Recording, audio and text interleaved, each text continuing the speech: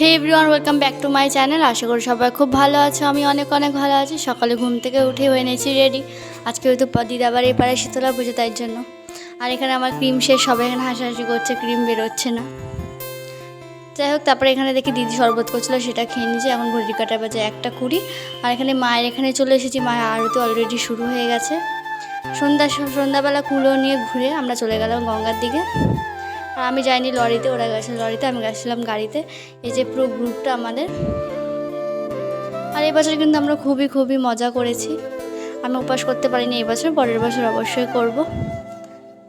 আর গঙ্গার সামনে অলরেডি আমরা চলে এসেছি। আর আমি যেটা গাড়ি করে এসেছি সেটা ছিল এই গাড়িটা। আমার দাদা কিনেছে নতুন এই গাড়িটা। যাই হোক, সবাই এখন নামছে লরি থেকে।